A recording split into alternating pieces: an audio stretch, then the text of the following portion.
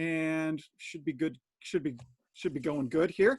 My name is David Kyle Johnson. I'm a professor of philosophy at King's College in Wilkes-Barre, Pennsylvania, and I'm also the editor. I can't quite right. Everything's reversed. I'm the editor of Black Mirror and Philosophy: Dark Reflections, and there's a number of talks that we're going to do today. I'm going to do mine. Price is going to do one after me. We're going to have a panel discussion after that with Greg and quite a few others.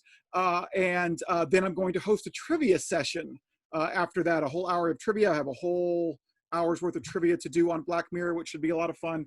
And the winner, I will send a free copy of the book. That's the plan anyway.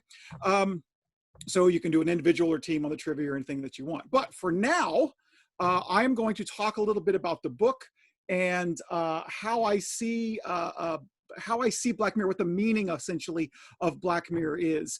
And to do so, I've got a PowerPoint to go along with that. So I am going to share my screen if I can figure out how to do that successfully. And 1 second, here we go. Here we go. So if I go to there, is everybody seeing it? Good. I was hoping to have my picture up in the top right, but I don't think that that is happening. But that is okay. I don't think we need to worry about that per se. So we'll be good. Okay, so away we go. All right, so meaning of Black Mirror. Again, David Kyle Johnson, King's College. This is my lovely book here, Black Mirror and Philosophy. It came out last December. What I'd like to do is essentially try to talk about what the meaning of the series is and how what kind of drove me to edit the book and take the approach that I did with it. So in the most straightforward way, what Black Mirror means is this. The Black Mirror of the title is the one that you'll find on every wall, on every desk, on the palm of every hand, the cold, shiny screen of a TV, a monitor, or a smartphone. So if you were to turn off your computer and just have a blank screen, you would actually see your reflection in it. The same is true for, of course, your cell phone. Whenever it's blank, you can actually see your own reflection. In the beginning of every Black Mirror episode, you see a little throbber, the screen goes blank and you see a little throbber. So that it basically creates a blank screen for you and you actually see your own reflection as you watch the introduction to every Black Mirror episode. So that's why the end of the title sequence makes it look like your screen is broken, because essentially what Black Mirror is a reflection of society that's just slightly cracked, that's just slightly off in a little bit of a way. And so we're actually seeing ourselves, we're seeing our own society, and potentially what technology could do to it, right? So the Black Mirror, of course, refers to all these bits of technology: television, computers, smartphones, et cetera, et cetera.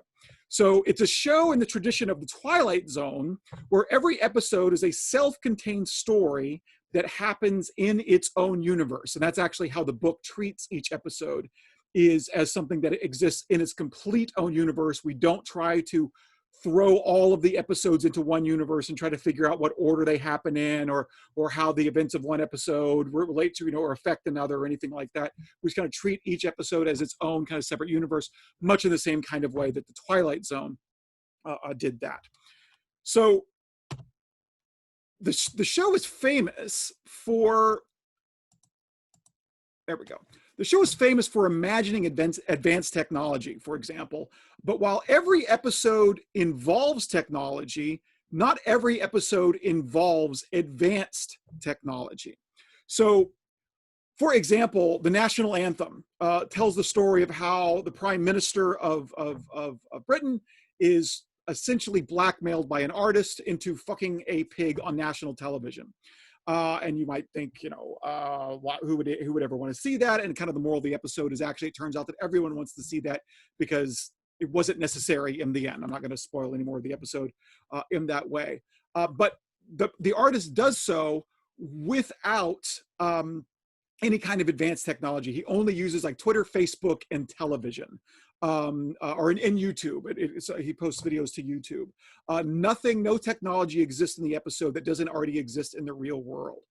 And so in a certain kind of way, isolated by itself, the national anthem is not science fiction. But most episodes do involve some kind of advanced bit of technology. And if it's not an advanced bit of technology, it is it's still in the plot still involves technology. The technology has gone awry in some kind of way in every episode of Black Mirror. The advanced tech it does imagine is sometimes it's really futuristic, but sometimes it is barely futuristic. For example, the memory grains in the entire history of you are very much like our cell phones. Or the Archangel device from Archangel is essentially an iPad with GPS. There's a little bit more filtering technology that's involved there that's a little bit more futuristic. Sometimes the technology in Black Mirror becomes real. So the social ranking technology in Nosedive has essentially become real in certain places in China. And they're using it in much the same way. And there's some more information on that on the chapter on that episode in the book. The robotic bees and Hated in the Nation. There's already been people experimenting, given the endangered nature of bees. Now that people have already been kind of experimenting with using robotic bees in order to do pollination, and that's what they do in that episode in Hated in the Nation. So Black Mirror, Charlie Brooker said, is about the way we live now and the way we might be living in 10 minutes time if we're clumsy. And so this is kind of what makes Black Mirror great science fiction, is because it's almost true. And because it's almost true, anytime that you watch any one of the episodes, it almost always gives you a feeling that the episode has a point, that it has a moral, that it's trying to communicate something to you, that it's raising certain kinds of questions. It's raising certain kind of questions for the viewer. And so that's the kind of approach that we took in the book, where there's literally a chapter for every episode that has this kind of goal of getting to the moral of every episode. More on that in a little bit. So the results of the technology that we see in Black Mirror are very often horrendous. The grain ends up destroying Liam here that we see at the top here, ends up destroying his relationship, and he ends up pulling the grain out of his head at the end of the episode. The metalheads in Metalhead are obviously a bad technology. Essentially, all of society has been ruined by these robotic guard dogs that have essentially taken over the world. The Archangel device certainly backfires on the mother that tries to use the Archangel device to successfully parent her child. Ashbot in Be Right Back ends up living by himself in an attic, and the protagonist can't believe that her life has come to essentially housing a dead version of her dead a robotic version of her dead fiance in the attic. And so Black Mirror makes us wrestle with what technology might do to us, or what we might do with future technology. As Brooker himself said about the show, he said, just as the Twilight Zone would talk about McCarthyism, we are going to talk about Apple. That was one of his initial goals for Black Mirror as a series. So in doing this, by engaging about and talking about the dangers of technology, and doing so, Black Mirror serves a very important purpose. As famous American science fiction author Ben Bova pointed out, one vital role of science fiction is to show what kinds of future might result from certain kinds of human actions, like the development of certain technologies. And science fiction thus acts as an interpreter of science to humanity. As contemporary philosopher Daniel Dinello says, science fiction serves as social criticism and popular philosophy when it takes us a step beyond escapist entertainment and imagines the problematic consequences brought about by these new technologies and the ethical, political, and existential questions they raise. It's philosophy when it invites us to understand the magnitude of the techno-totalitarian threat that we might invent tactics for confronting it. In other words, Black Mirror is actually helping us prepare for and guard against the dangers that future technologies might pose. As such, I think arguably Black Mirror is the most important science fiction of our time. On the other hand, some people think that it's merely technological propaganda, and that the worries it expresses about the dangers of technology are exaggerated. As an example of this, I would like to show you a little short from College Humor that makes some fun of Black Mirror and its worries about technology. So I'm going to bring this up here and share it. Give me 1 second to do that. Share screen. And where did it go? Nope. Where did it go? There it is. There we go. Okay, so can everybody see this?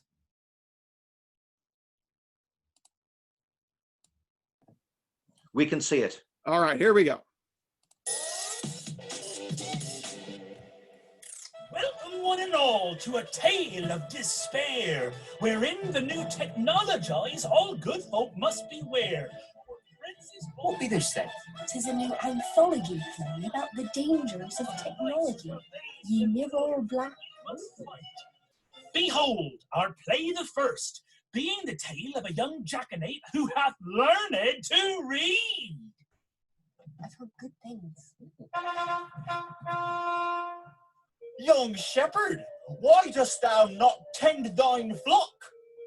Why, the young shepherd hath put so much of his mind into this book that he hath become but an object, and I hath become sentient. No! Oh, we believe in fiction. That could happen, that could totally happen. Could happen, it hath happened. Nay. I never see young'uns what without books in their hands. Never look up, walking around. Who's to say they won't go crazy and kill someone? Aye, obviously one must lead to the other. Aye. There was never such a tale of woe to now. Then wind, who hath replaced his hoe with cloud. Yorks! I have never seen such a convenient implement, such as this here plough. I've been thinking about getting myself a plough. Behold, thine plough hath dug a hole unto hell. Oh! Now I shall never get a plough. Oh no, me neither. This one was based on a true story. I believe it. Yes, I I believe believe it. it. Oh, I for believe sure, it could for happen. sure. Could happen. The devil is everywhere. We all do long for greater ease of living, yet laziness can lead to great misgiving. Young archer, why dost thou not practice at thine target? Behold, I have brought my new technology. A crossbow. Be that the same character from the first one? No, it's a new one each time. Ooh, that's fun. Yeah. I have shot mine bolt, but it does take too much time to reload. Take mine longbow. Oh, alas, I have become too weak from the technology, and I cannot even hold it. And now I have the plague. No! Strange twist indeed. Right. But who can tell from whence the plague arrives? Who indeed? Now be afeared, ye goodly sons and daughters, for want of walking less, whilst fetching water. Hark and behold, what new technology be that? 'Tis my new yoke, what lets me carry more water than before. But if thou carriest 2 buckets, mustn't then thou carry 3, then 4, the number's greater still? Well reasoned. That's what they told me neighbor. Got a yoke. York, the convenience of the yoke has made me forget the Lord my God. And now thou art more bucket than man, and we must stone thee in the village square. No! That'd be my favorite one. That one is so over the top. Well, that'd be why I like it. Well, you know, the town crier hath ranked them all from best to worst, including the Christmas play starring John the Ham. Oh, I love John the Ham. He's such a handsome man. All 5 teeth still left. Wow. will truly be the ruin of us all. Yep. I'm off to go bury me 8th son. Are you coming? Nah, I've been to enough funerals this morning. I think I'm gonna go cover myself in leeches. All right. Pamper yourself, you know, that's what you say. Sure. Self-care. Hey, gang, right. Brennan Oops, here. sorry. If you get college humor and want to support what we do, sign up for Drop. Yep, there we go. Sorry about that. So obviously kind of the implication there is that it's all just kind of anti-technology propaganda. We're not appreciating the kinds of goods that technology can do us, that Black Mirror in 100 years time might look as silly as a play that, you know, decries the evils of the plow and that kind of stuff. But I don't think that this properly understands what Black Mirror is actually about. So let me go back to my PowerPoint here. So go back to where we were. Here we go. So this is, there we go. So while this is funny, I think this misunderstands the series. So Brooker has said, it's not all about the dangers of technology. He says, occasionally it's irritating when people miss the point of the show and think it's more po-faced, it's humorless or disapproving than I think it is. Or when they characterize it as a show warning about the dangers of technology. That slightly confuses and annoys me, because it's like saying Alfred Hitchcock's Psycho is a movie warning. It should be, sorry, I got a missing eye there. A movie warning about the dangers of silverware. Black Mirror is not really about that, except when it is, just to fuck with people.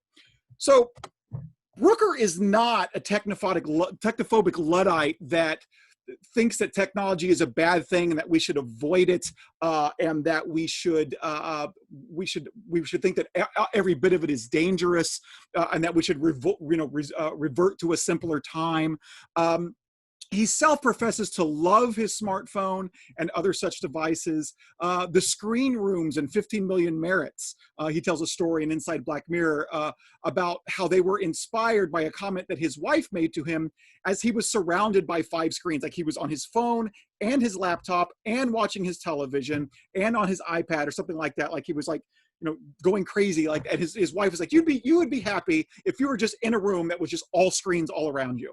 And he thought, oh, that's a really interesting visual, to live in a room that was all screens. And that's where he got the idea for these all screen rooms that you see here from 15 Million Merits, which is the 2nd episode. So what he says it's really about is the human condition. For Brooker, what the show is really about is the human condition. It's not a technological problem we have, he says. It's a human one. Our human frailties are maybe amplified by the technology, but in the end, technology is just a tool. One that has, he says, allowed us to swipe around like an angry toddler, excuse me. And so it's in this line that the book that I certainly when I teach my class, I try to approach Black Mirror in this way.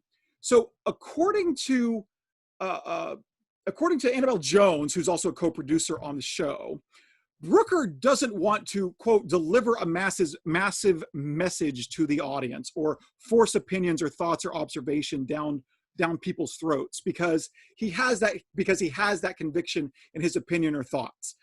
The idea is that he doesn't actually have that kind of conviction of his opinions or thought, and so he doesn't try to force these messages down people's throats.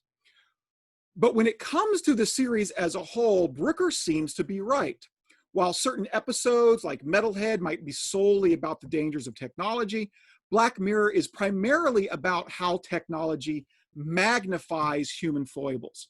And so when you watch Black Mirror, every episode seems to have some kind of message that it is getting at. And again, maybe Brooker's not doing it intentionally, maybe it's subconscious, maybe the director has one in mind, but there is always this message that seems to resonate with every episode.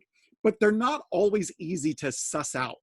They're not easy to identify. Black Mirror definitely leaves one kind of discombobulated, feeling very, very uncomfortable at the end of most episodes. And the message is not exactly easily laid out for the audience. And so what I wanted the book to do was for each chapter we dedicated a chapter to each episode. And I wanted each chapter to essentially try to hone in on what the message was or exactly what kinds of questions the episode was raising, and then try to tackle that. See if the message is good, see if it's right, see if what kind of questions there are, can they be answered? Does the answer that the episode suggests, is it actually right? And when I teach the class using this book, and I'm teaching it right now, I taught it last fall. I'm teaching a version of the class, Black Mirror in Philosophy, right now. When I have the students watch episodes, I always try to have them approach it with this kind of the technology magnifies the human foibles approach in mind, so that it's not about whether or not the technology in question is in and of itself good or bad, that it kind of treats the technology as something that's neutral, that is a tool that could be used for good or bad, or more specifically, that could bring out good or bad things within us.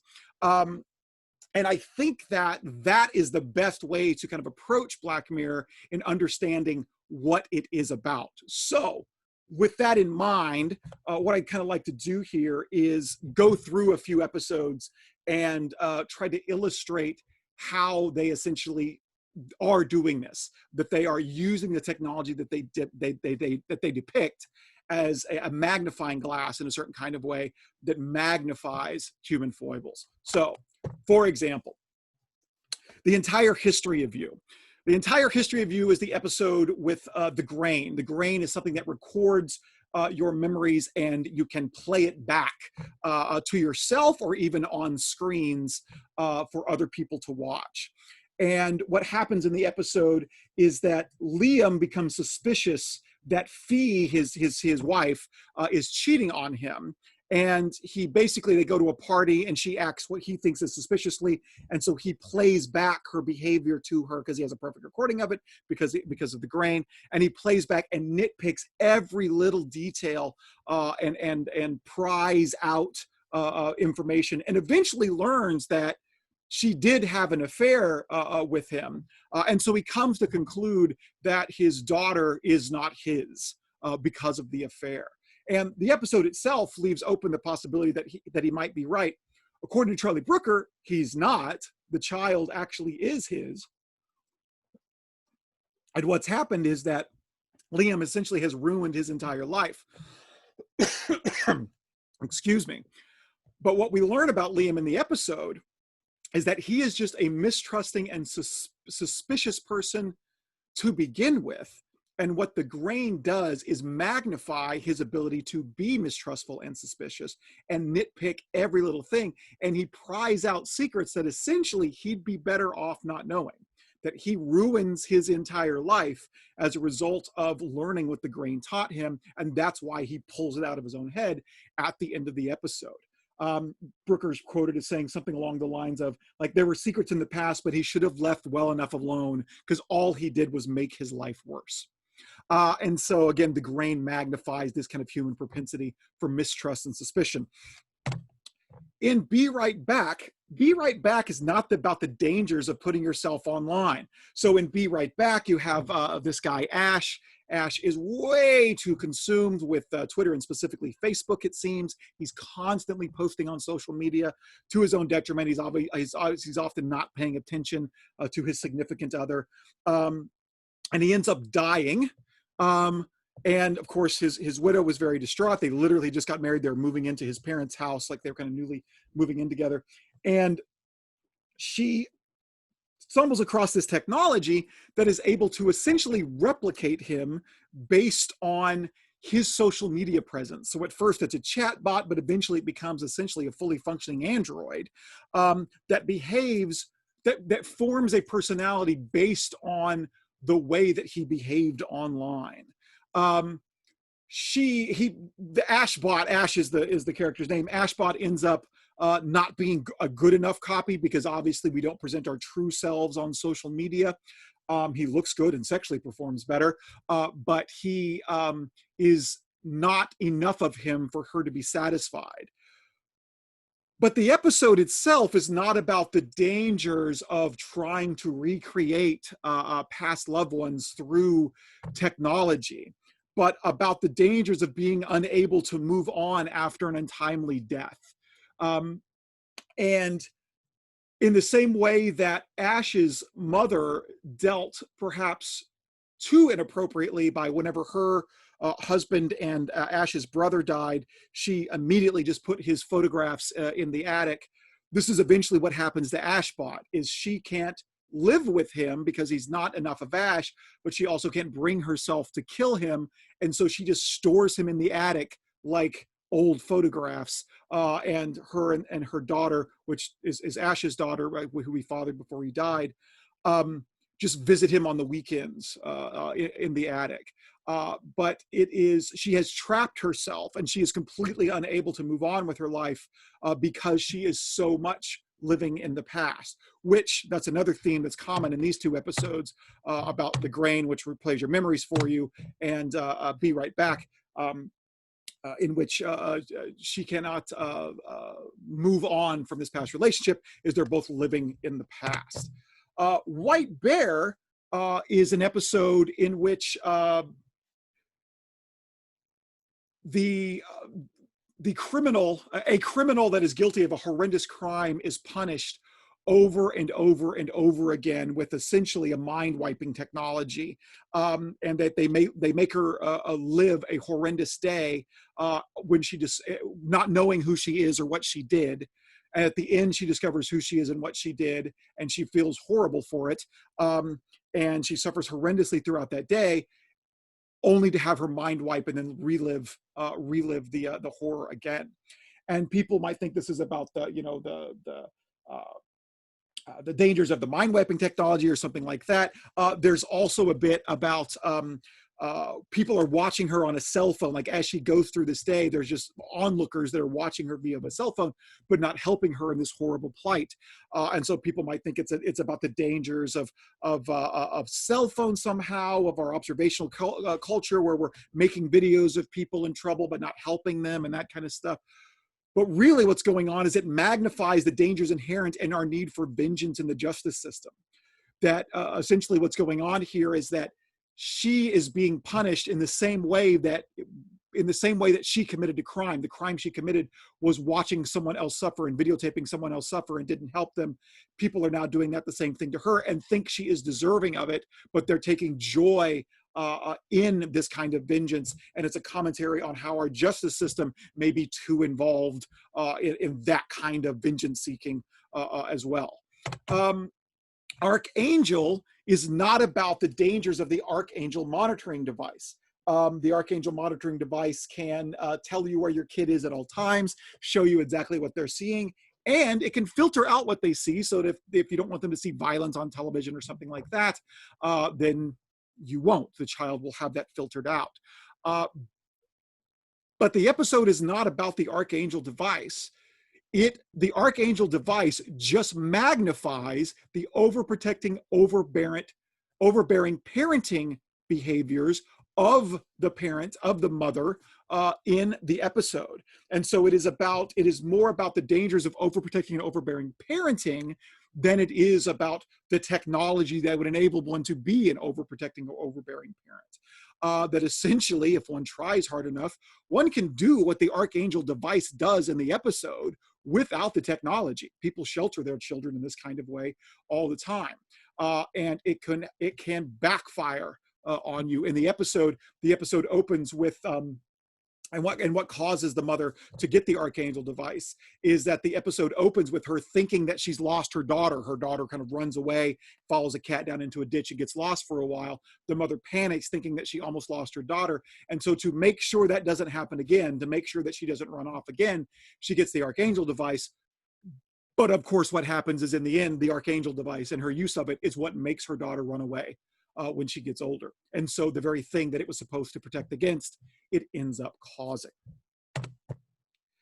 In Men Against Fire, there's something called the mass device that essentially we learn causes people to see regular humans as cockroaches. Essentially, they call them cockroaches. Essentially sees them as these horrible, awful monsters that need to be exterminated. But of course, they're just humans. But the mass device causes them to see them as cockroaches, which makes them easier to kill, right?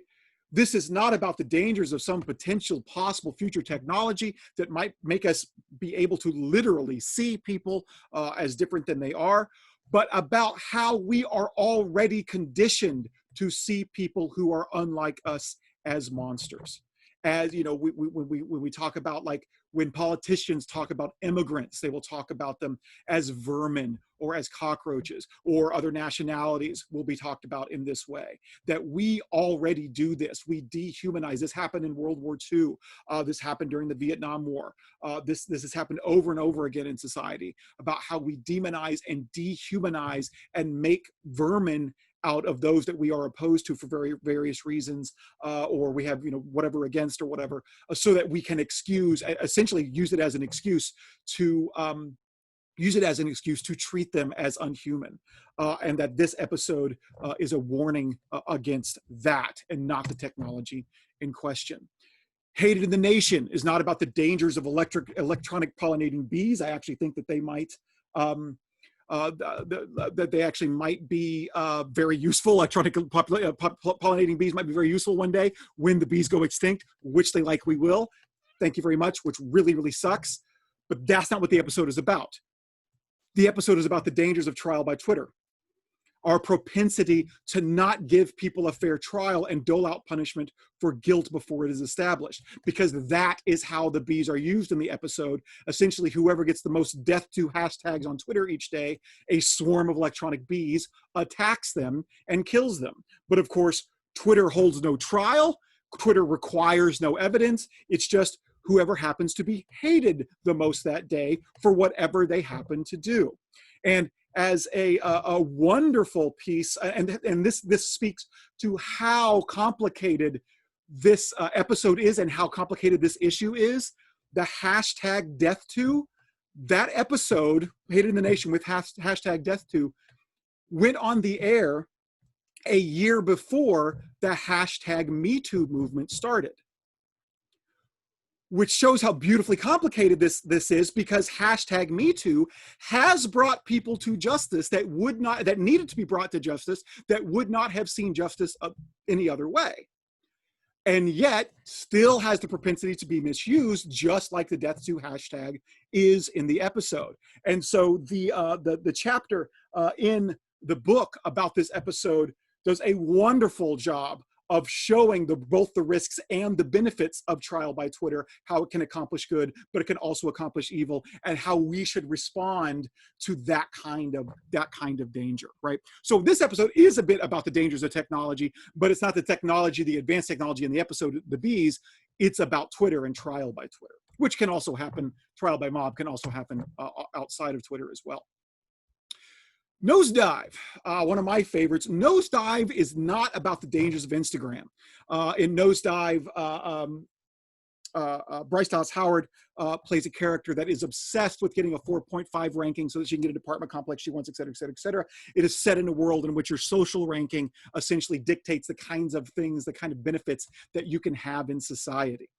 But it is not about that. It is not about our obsession with that per se, but how our unhealthy obsession with social status and approval, whether it be on social media or not, can cripple us and make us inhuman. It is about the power of Sartre's look to make our lives a living hell. That this constant preoccupation with what others think of us and how they're looking at us, and our preoccupation with trying to present ourselves in a way that we want to be perceived, makes life a living hell. The episode, or the chapter on this episode in the book, does a great job of talking about Sartre's look and about how social media magnifies Sartre's worry about hell being other people. San Junipero actually is probably, in fact, whether heaven could ever be a place on earth. This is a really great episode, but it's also about love and devotion in relationships, and how sometimes they can keep us from advancing into new relationships. I won't say more about that episode. It is fan fucking tastic. The chapter on this episode is absolutely marvelous. Shut Up and Dance, which is an episode where someone is blackmailed because of what they were seen doing on their webcam. somebody hacks their computer and sees them doing certain nefarious things, with videos and their pants down on their computer, right? And a lot of people said that after they watched that episode, they always covered up their webcam, right? Unless they were using it specifically, they put a piece of tape over it or make sure to click a little deal to always make sure that your webcam is covered. But that is not what the episode is about. That's not what it's intending to do. It turns out, I'm not going to give anything away, it's one of my favorite episodes and one of the best endings in the series, especially with the way they use the Radiohead song Exit Music for a Film. It is beautiful, the way they use it at the end of the episode. But it turns out that he was doing exceptionally awful and heinous things on his webcam that he got busted for, and that vigilantes are bringing him to justice. Vigilantes are bringing him to justice for that. And the episode is about the dangers of vigilante justice, that even when you've got someone that you know is guilty, seeking out vengeance for yourself, essentially outside the justice system, can be exceptionally dangerous. And then there's the Waldo moment. This actually happens to be Greg's chapter, and he does a magnificent job talking about one of the central themes of the episode, about disrespect in politics, and talks about the danger that both the benefits and the dangers of using disrespect in politics. And so he talks about how the Waldo moment. So the Waldo moment is this magnificent episode where this cartoon bear named Waldo, he doesn't actually have the toupee in the episode, he's bald in the episode. He runs for, he's a comedy bear on a comedy television show. He's basically kind of a Triumph the Insult comic dog, but for Last Week Tonight. Essentially, it's kind of one of those political talk shows, political satire shows. But he ends up, as part of his own show, he ends up running for office and almost wins. And in doing so, he has no message. He has no political message at all. He does not stand for anything other than politicians are phony. They're fake like me. At least I admit that I'm fake, but they're fake too. The establishment sucks. And then he makes fart noises, and he says things like they're talking about drug addiction, and he'll make jokes like Mr. Monroe, are you addicted?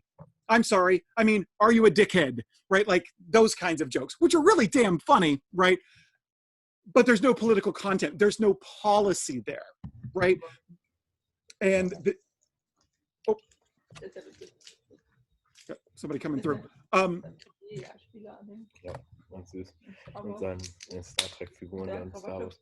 Somebody needs to be muted. There we go. So there's no policy there in the Waldo moment. And so the Waldo moment is not about the dangers of cartoons, about animation technology, or a worry about whether or not a cartoon bear will actually run for office one day. It's not about deep fakes, how politicians might look like they're saying something when they're not, although that is a real worry. It's not even a worry about political satire. It does two things. It magnifies the dangers inherent in political complacency. That the people that Waldo gets to vote for him are the people whose political opinion only goes as deep as fuck the establishment. And that's all that they have. That's all they have going for them. They don't have any other, like, where do we go after we fuck the establishment and overturn it and put somebody else in? We have no idea. We don't know. That's who likes Waldo. And that's the only kind of message that he has. And what ends up happening in the episode is that we learn that, like, there's somebody comes from, quote unquote, the agency and says that Waldo is this likable character that because he's against the establishment and he's so likable, he can be used to sell any political view that there is, any political content. You can just put Waldo's face on it and people will vote for it because people don't like the establishment, and anybody can be anti-establishment, right? Even fascists can be anti-establishment. If the current establishment is not fascist, a fascist is anti-establishment.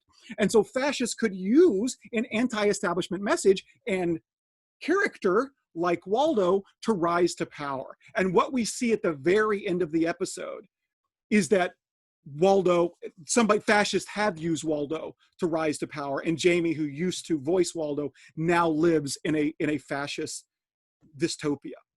And that you might wonder, like, how in the world this could happen. How in the world, like, once the people who use Waldo get into power and start doing fascist things, why didn't someone stop them?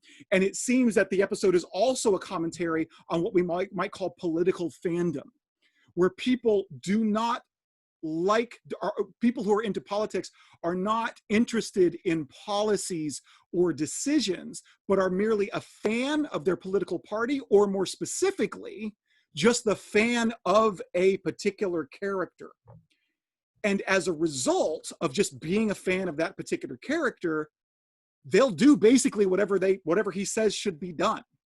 And so if Waldo says that we should be doing fascist things, they will go on board because they're a fan of Waldo, and they will go along with those kinds of things. As a prime example of that, I have I had a video here, but I want to get to some Q&A, so I'm not going to show the video because it's like 10 minutes long. But Triumph the Insult Comic Dog has just recently did this wonderful bit on Colbert, where he got actual Trump supporters in a room and showed them fake ads where Trump was saying that we should do certain things. And these people honestly believing that Trump was actually saying these things, got on board with everything from making children police officers and firefighters and grocery clerk workers, because they're immune to coronavirus, so they can save the economy. We'll just make children work. The only objection to that was, oh, maybe they should at least be teenagers if they're going to do something like be a police officer. They had people agree to maybe we could try to cure the coronavirus by putting people in microwaves and microwave them, and maybe that would kill the virus. And in that video, Trump actually says, well, we wouldn't do it on actual persons, we'd use immigrants. Nobody batted an eye. Nobody objected. Nobody thought that it was a horrible idea. They tried to back it off a little bit to maybe try to make it seem a little bit less crazy. But none of them used any of these things as a reason to think, if he actually said that, if he actually said that we should be putting people in microwaves, I maybe should think twice about voting for him. None of them said that. Some of them said, that seems a little outlandish, but I'm not going to not vote for him now, right? This is what we're talking about, political fandom, and how deep and how entrenched it can be, and how it can lead people to essentially go along with whatever the politician they're a fan of says should be done. If you're interested more about the Waldo moment, look at my WordPress blog, Another Logical Take, Another Logical Take, and actually kind of go through the details here. This is why this fake ad that appeared in Spain and Madrid this year was so spot on. There is no 6th season of Black Mirror as of right now. But this beautiful ad that essentially erases the blackness off the mirror and just shows us ourselves and says that reality right now is season 6 is spot on, right? That this is, you cannot get more apropos than this. So not everything that isn't true is a lie. When Fee says this in The Entire History of You, she's trying to defend previously underplaying a past relationship to her husband, Liam. But the notion that not everything that isn't true is a lie echoes through the entire series of Black Mirror. Black Mirror is not true, regardless of whether it's science fiction or not. It is fiction, but it is also not a lie.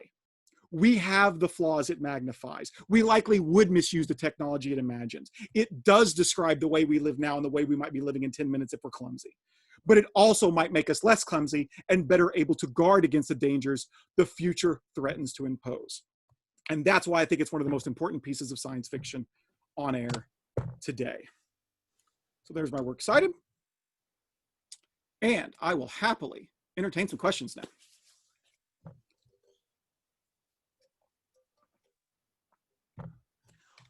I've got a question. Kyle, which by the way, I am a big fan of the book. I think it really is a superb and thought-provoking work. Thanks, Greg. Which of the episodes scares you the most? Waldo, without a doubt. Waldo is the one that scares me the most. I think it's the most important, has the most important message, and is the most kind of reflective of our society, and has the kind of the dangers, like the most realistic dangers that there are. Very interesting. Let me ask a follow-up then. What do you think the role is of a person like yourself in this scenario? So you're very involved in public philosophy. You're very involved in cases of academics discussing philosophy or writing philosophy for the general public who have to make these political decisions. So it's a roundabout way, I guess, of just asking what you think the role might be of someone like yourself in the current political situation. Well, I mean, I think it's to try to do what I'm doing. I mean, I use as many public outlets as I can to draw people's attention to this kind of stuff, using the kind of things I think they're interested in, like pop culture, right?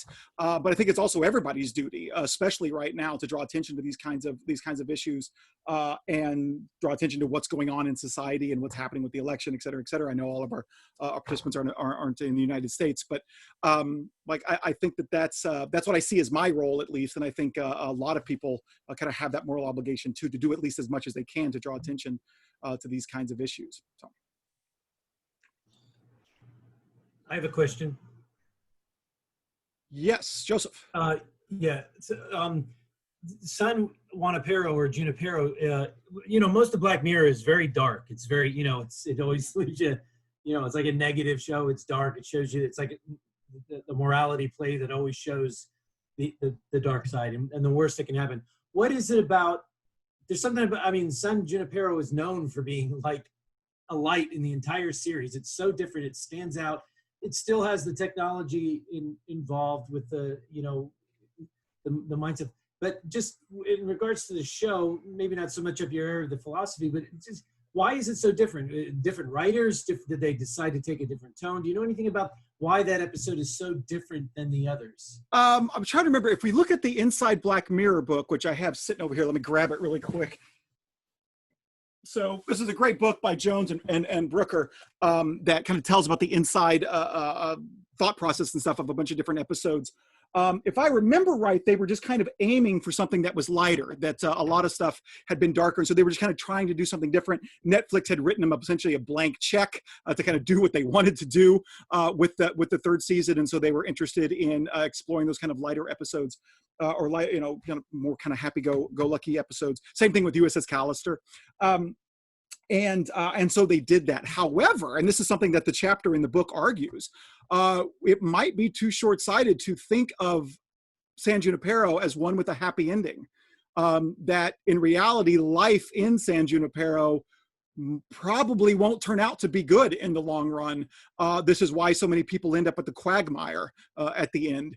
And that may be the only episode of Black Mirror that has a happy ending. Actually, there would be two, is the latest one, Rachel, Jack, and Ashley 2, which seems to have a bit of a happy ending. And then Nosedive, which most people wouldn't think is a happy ending because she ends up in jail at the end. But in the end, she has been freed from the technology and from the look of the other, and she is completely free to be herself and insult the person across the way from her. And you can insult her back, right? And it's completely freeing. And you actually see the smile on their face at the end, right? So maybe those two are the only happy endings. That was a significant episode for me because I started watching the series, which was good because I was very, very turned off by the first episode, the actual first episode. Yes. But I accidentally found that one, and I love Bryce Howard Daniels. I just love her. So she was so cute in that. And so I accidentally clicked on it thinking I was watching the new episode on Netflix, but it just popped up because that's the first one of another season. Right. So I was actually delighted by that, and it's actually a much better start. I was glad because had I watched the first one first, I might not have gone back. I said, if this is all going to be this dismal and disgusting, I'm not gonna keep watching. So yeah, a lot of people have actually said that about the first episode, that they watched the first episode and then stopped because they didn't want any more of that. When people watch me, what order they should watch the episodes in, I say, I don't care, but don't watch the first episode first. Because, very wise advice. Right. And so the only people I make do that is when I teach my Black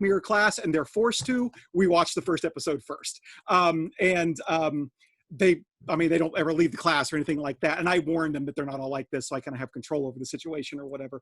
Because Have even you ever though it watched is, have you ever watched the episode? I was very intrigued by the episode where you make your own story. My daughter and I went through a Minecraft show like that once, and I remember having a book and a DVD where you could do that. Did you ever do that with your class? Go through the episode where you can make the changes and have the group consensus decide where to go? So we didn't do group consensus. What I do is have them watch it on their own and make their own choices. Pre-pandemic, I encouraged them to watch it in groups outside of class if they wanted to. Cool. And then we went in class, we just kind of see where different people went. And we kind of explore the different avenues. You will be interested, however, that the chapter on Bandersnatch in Black Mirror and Philosophy is a choose your own philosophical adventure chapter. That's great. So that at the end of each section, it gives you basically like, what philosophical question does this raise for you? And it tells you where to go. And then at the end of that, you get another philosophical question. There's 5 different endings to the chapter. There's a couple soft endings. It's lots of fun. It's lots of fun. I see Elizabeth Cook, although I don't think that's his actual name. Hey, Kyle, how you doing? JJ Abrams. Oh, it's JJ. Hi, JJ. Sorry, I didn't recognize you. Good to see you. Thanks for the talk. It was wonderful, and I'm very interested in Black Mirror now, and want to get into it. I'm wondering a little bit about the power of screens within the show, because it sounds like from your analysis, in many, if not all of the shows, the characters create images of themselves or their world on social media, Twitter. Their memories, their representations of themselves can be wiped or transformed. I guess I'm kind of wondering what's the relationship between a representation of the world for the characters and the world itself. Is there one unified world underlying these various representations or constructions? Is there a pluralistic ontology? Does Black Mirror give us a kind of skepticism whereby we can't really know a world underneath our representations? And maybe, like with Emerson, you've just got many different constructed worlds. He's kind of a romantic Kantian where we each construct our own moving picture worlds. And I'm kind of just wondering at the epistemology of the characters in Black Mirror, whether there is a kind of singular epistemology. It sounds like screens have this power of reason in Black Mirror, or rather audiovisual cinematic constructions have this kind of almost power of reason, but they don't operate in the same manner as reason. And that kind of got me thinking about Plato's sophist and the definition of sophism, right, which I think in that dialogue is the power to make images, artistic images of reason. So the sophist isn't a liar, and right, isn't right, like a Harry Frankfurt bullshitter. The sophist has a sense of the world, has a sense of the real, but chooses to make constructive representations of it. I'm wondering, is it Kantian? Is it skeptical? Is it plural? Is it sophistic? What are all these screens doing in relationship to the world and in relationship to the mind? Yeah, so I think that it's not a pluralistic view, and I don't think it's a solipsistic view. I think it's a realist view. A couple of examples of this are like in Be Right Back, right? He presents himself a certain kind of way on social media, and then you get a robot that's based on his social media presence. But what she recognizes as unsatisfactory is the fact that it's not enough like the real him. So it's not like there's some kind of though that's just as much really him as this other version. Like, that's not really him. The social media version of him is not really him. Same thing with the entire history view, where they use the grains, and he uses like the technology to kind of dig deep and figure out what really happened with his wife and this other guy Jonas or whatever. There's a reality there, and there's not a matter of interpretation about whether or not she cheated or not, or what really happened or whatever. Like, he's trying to get to the truth, and there is a truth to get there to. Same thing with Shut Up and Dance. There is a fact about what he did on his computer, and it's not. There's no comeuppance about it being morally right or morally wrong. It is definitely morally wrong. Now, the episode raises questions about whether the punishment he gets is justified, right? But there's nothing in the episode to suggest that whether it is just a matter of opinion or whatever. So I don't think there's a kind of solipsism or kind of a dualism to the epistemology. There's a reality there that can be got at. Maybe we try to hide it with our screens, but there really is a reality there to get to. I think, at least with most episodes, yeah. Thank you.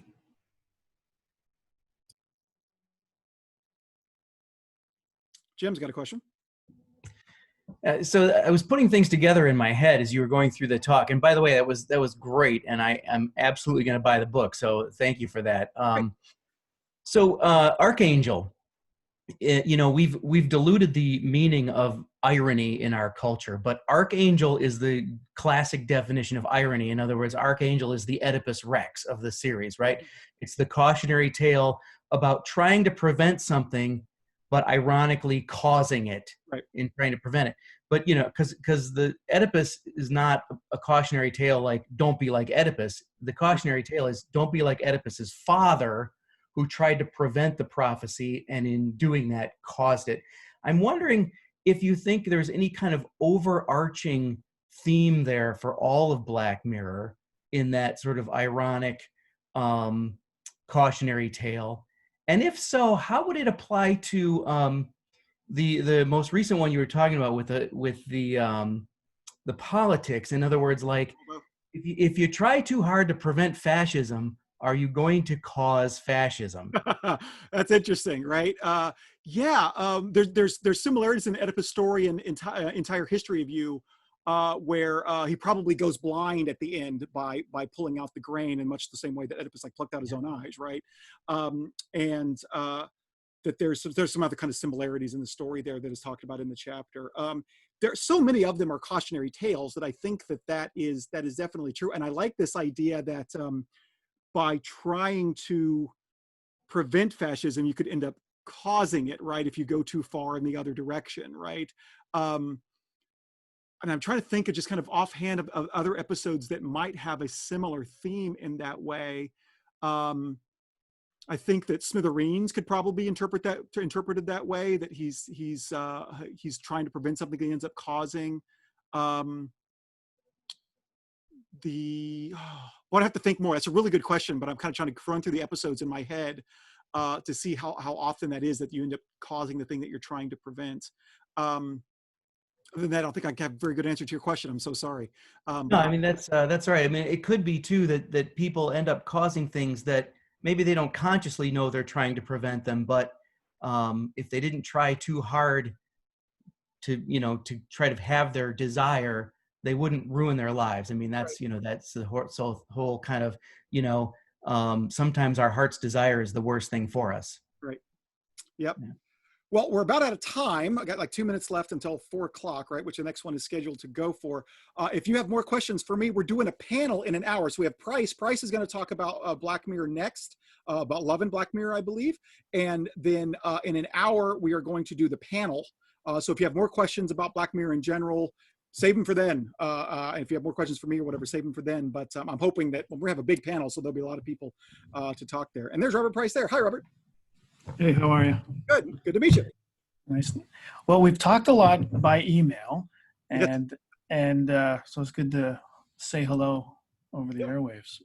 Greg, are you in charge of this hour too? Or do you have to hand it off to somebody? I am indeed. I'm officially hosting here, which mainly involves telling people what's happening. But thank you very much for that extremely interesting discussion of the book there. enjoyed that very much, and hope that other people did as well. And of course, the book is easily available and rather cheap secondhand on Amazon too. So definitely